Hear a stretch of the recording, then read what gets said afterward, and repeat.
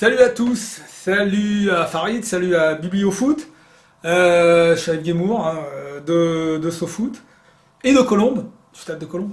Donc bonjour, écoutez, aujourd'hui je vais vous présenter le dernier livre que j'ai écrit là, qui sort là le 4 mai officiellement. Donc ça s'appelle Coupe de France 1917-2017, c'est le roman du centenaire parce que cette année on fête le centenaire de la Coupe de France. Joyeux anniversaire, heureux anniversaire, tous nos Qui a donc existé depuis 1917 jusqu'à aujourd'hui, sans interruption, sauf une en 92 avec malheureusement le drame de Furiani.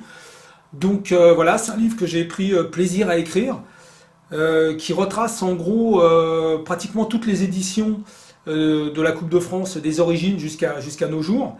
Et comme d'habitude, j'ai voulu mêler dans ce livre qui parlait quand même pas mal de foot, essentiellement de foot, tous les aspects un peu transversaux, c'est-à-dire le côté un peu politique, social, culturel, l'évolution du football français.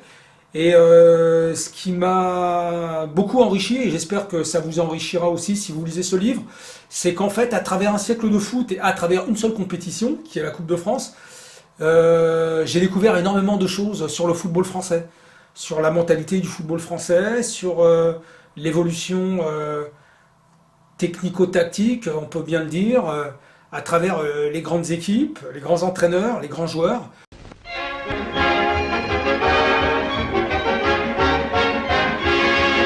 La Coupe de France, c'était un événement particulier qui, dès les origines, a mêlé les clubs professionnels aux clubs amateurs.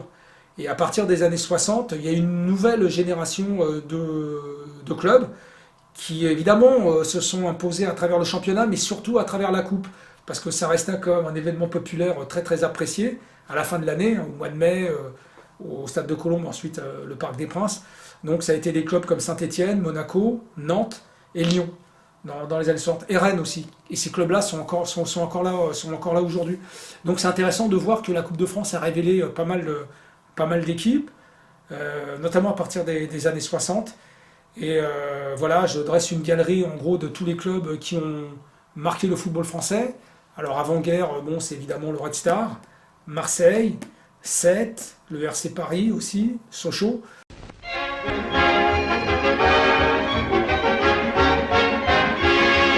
Voilà, c'est toute une géographie qui m'a fait dire que en fait, la Coupe de France, c'est la Coupe de la France ou la Coupe des France.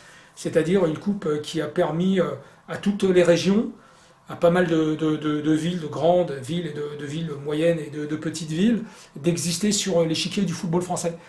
Alors je me suis efforcé de prendre l'histoire du foot français à travers la Coupe de France, à travers le gros bout de la lorgnette, c'est-à-dire évidemment faire un focus sur les grands clubs de Coupe de France qui ont été et qui sont encore Saint-Étienne, Monaco, Auxerre récemment, mais surtout il y a deux clubs phares du football français, enfin en Coupe de France, c'est Marseille pendant longtemps et plus récemment le PSG.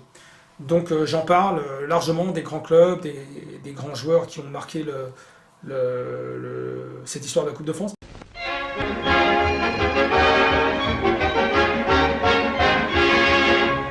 Et je fais la part belle aussi aux petites équipes, aux exploits, ce qu'on appelle les petits poussets. C'est une expression que je détestais avant, les petits poussets. D'ailleurs, quand j'ai commencé ma carrière dans le journaliste, notre rédacteur en chef nous avait interdit d'employer le mot petit pousset quand on parlait de la Coupe de France. Et bien finalement, je m'y suis mis. Et je parle de toutes ces petites équipes qu'on connaît tous, à savoir Calais, Quevilly, Carquefou, Romorantin, enfin il y en a eu plein et tout. J'essaie d'en parler un peu, parce qu'il faut en parler. Bon, malheureusement, aucune n'a gagné la Coupe de France. Hein. Il y a Nîmes qui a failli créer l'exploit en finale en 96, il me semble, contre Auxerre. C'était la première fois qu'un club de Détroit, 3e division, est arrivé en finale. Malheureusement, les miracles n'ont jamais lieu, c'est aussi ça qu'il faut retenir.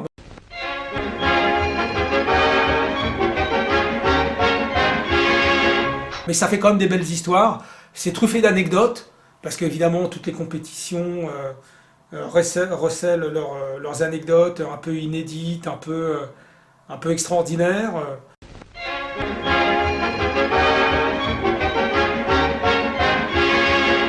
Regardez comme il est beau, Paoletta, avec son but contre Châteauroux. Donc voilà. Et on finit par Zlatan, le dernier héros des Coupes de France, parce qu'il l'a gagné et qu'il a marqué lui aussi de son empreinte à travers 2 finales, surtout la dernière. Il a marqué un doublé contre Marseille.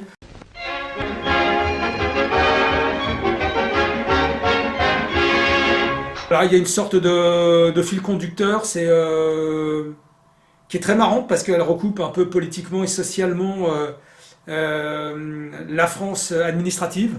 C'est-à-dire en gros, le fil rouge, c'est Paris contre le reste de la France.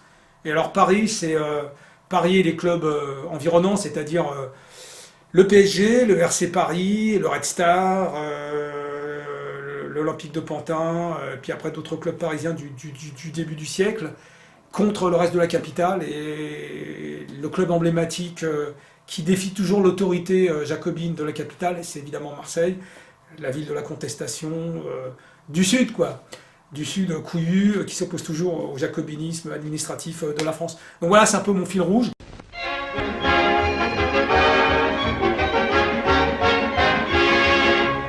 J'explique pourquoi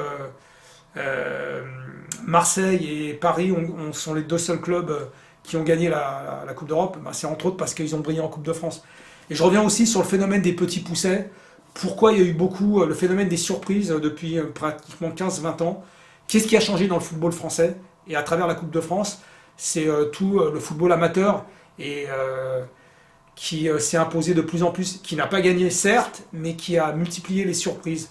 Et j'explique ça dans un long chapitre sur les petits poussets, sur les petits clubs. Et puis c'est une façon pour moi de rendre hommage au football amateur.